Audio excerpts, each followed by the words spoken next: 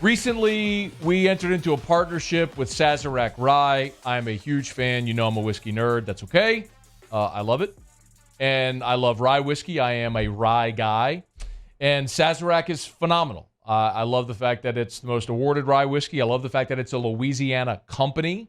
And I love how it tastes. And I love the fact that it's affordable. It's a premium flavor at an affordable price. So today, you may not know this, but Sazerac Cocktail is the official cocktail of Louisiana. Our legislature voted on that, and it's a legit thing. And today is Sazerac Cocktail Day. So I thought, you've heard me talk about this. If you've been watching the show, you've seen these bottles of Sazerac Rye on set with me. I said, we're going to make a Sazerac, but I'm not going to do it and let someone who knows way better than me what they're doing do it. So I said, George Krause, come on down. He is the president of the Baton Rouge Bartenders Association Guild. He's also the GM, head chef, executive chef, and head bartender at Doe's Eat Place just down the road from us in Baton Rouge on Government Street, which, by the way, if you want to eat a steak in Baton Rouge, there's a few better places to go. Or if you want an award-winning cocktail, this guy probably created it, like his award-winning old-fashioned. Thank you for coming in, man. No problem, man. Was That's what I'm here for. Was that a sufficient introduction? Oh, it's perfect. Okay. Works for me. All right. Sazerac Day. Let me ask how you're feeling generally on the Sazerac cocktail. Like it? Love it? What's your feeling? So I actually love both versions of it. Okay. So the rye version is what everybody knows as of now. But that actually changed from cognac in the 1890s. Right.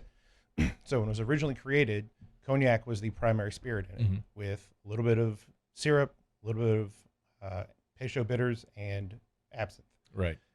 Eventually, as this small mite started eating its way through all the wine grapes in Europe, there's no more wine anymore around 1883. If there's no wine, there's no brandy, there's no cognac, and the little bit that's left, ain't nobody putting it in a cocktail. Right. So the closest thing they had to it at the time was rye whiskey, because it was the only real whiskey there was. The other options were rum or gin, and that wasn't happening. Yeah.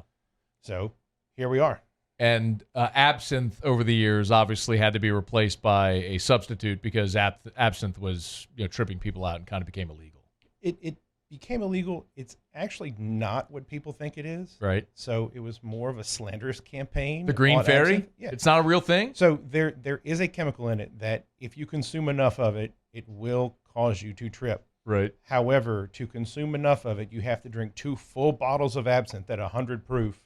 You're already seeing stuff before you get there. We're going to have to put this to the test. Musso, drink 2 bottles of absinthe real quick before the end of the show. Let's see how you do. Can do. Okay, we're going to make that happen. All right, so take it away. I'm going to let you explain what you have, what you're doing, and I guess sort of, well, you know what you're doing. Anyway. Yeah, well, look, we're going to teach you how to Yes, do this. thank you. Because as good as I am, it's much more fun for you to do it at home and then impress everybody later. Indeed. As long as they don't see this and see that you learned it from me, you're going to look like a hero. I've tried.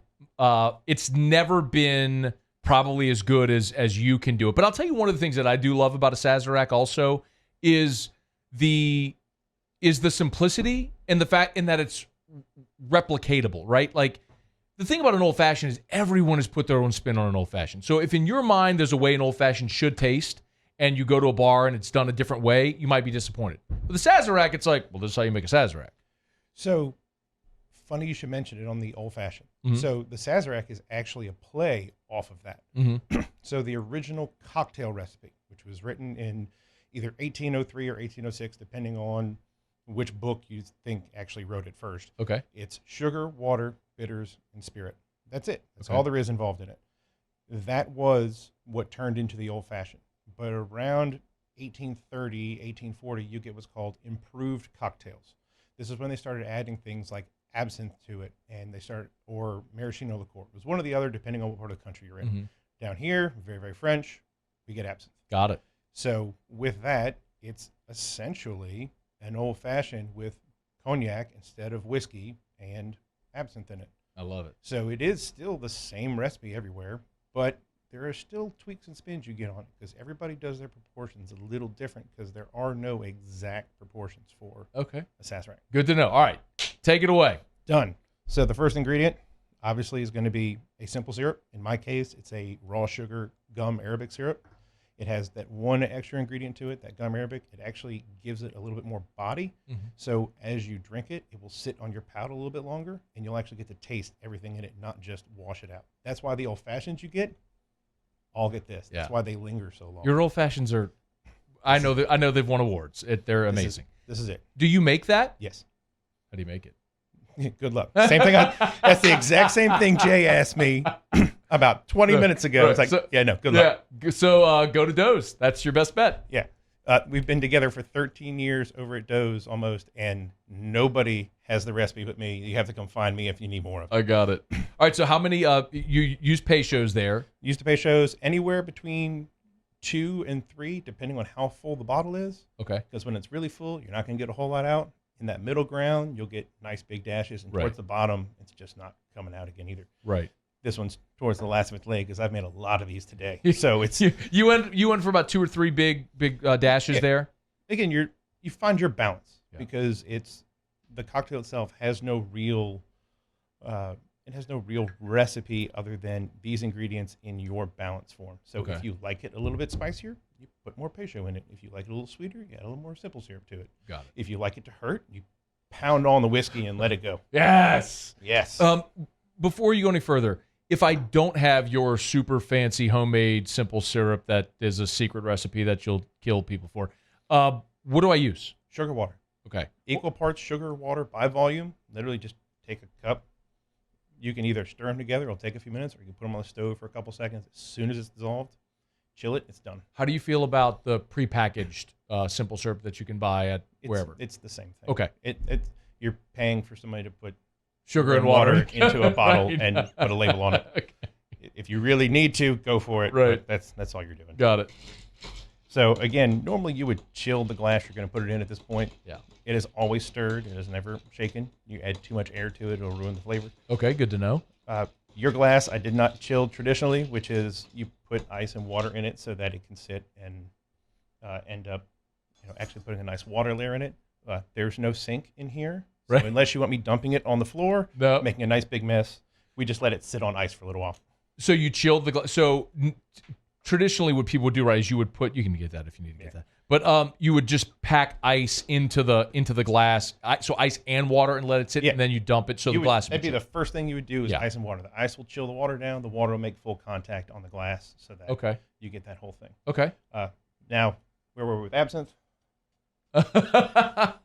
Again, this is a lot easier to line the entire inside of the glass. You'll see a lot of places, especially in New Orleans, where they'll pour a little bit, they'll swirl it around. You'll see them throw in the air. I smell it over here. It's so potent. Yeah. So you just, for those that are listening and not watching, you just have a spray. You just sprayed absinthe in there. What about herb saint, which is obviously a substitute that people use? Yeah. So the only difference between the herb saint and actual absinthe is they use what's called southern wormwood instead of northern wormwood. It is the ingredient that actually causes the trippy, right? But the southern version of it doesn't develop as much of it, so they can still use it. It just doesn't end up the same flavor profile. And they put a little more fennel and anise in it, which gives that flavor. So could I literally just take the liquid form, put it in a sprayer like that? That's all you did? That's all is that like a little makeup? Yeah. That like an atomizer? Like I could get this from my wife's like makeup closet and say, go get me one of those. And I can carry this around with me, and they'd be like, hey, look how super fancy you are with your little absinthe sprayer. Yeah.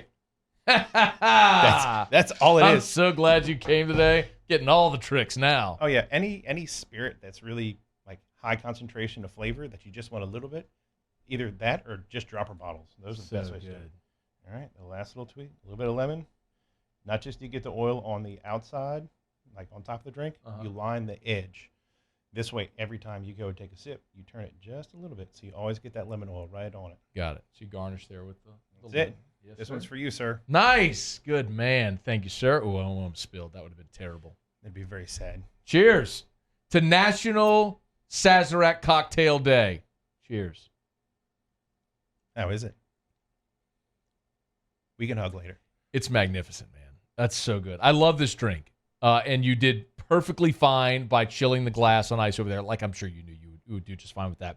I dropped the lime. I'm an idiot. No, but it's fine. It does. But it's magnificent. It's one of my favorite cocktails, legitimately, because, like I said, I love rye whiskey. I love that you get some spicy flavor with it as well. This is, in my opinion, a perfect balance of both sweet and spicy. I love this so much. So to you, Thank you, sir. A job well done. George Krause, make sure you go see him at Doe's Eat Place in Baton Rouge on Government Street. Man, y'all been there for 13 years. 13 years. And it's so, in some respects, when you walk in, it's a little, what's the word I'm looking for? Like, you walk in and you see the tables, and it's like the red and white checker tablecloths, and you might think it's like, oh, it's informal, but you eat the steaks, and you're like, crap. So They know what they're doing. It's incredible. What I look for is family friendly. Family friendly. Okay, however you want to term it. But it's not, you wouldn't walk in thinking steak restaurant like white tablecloths and things like that. Yeah. But it's such a great place, man.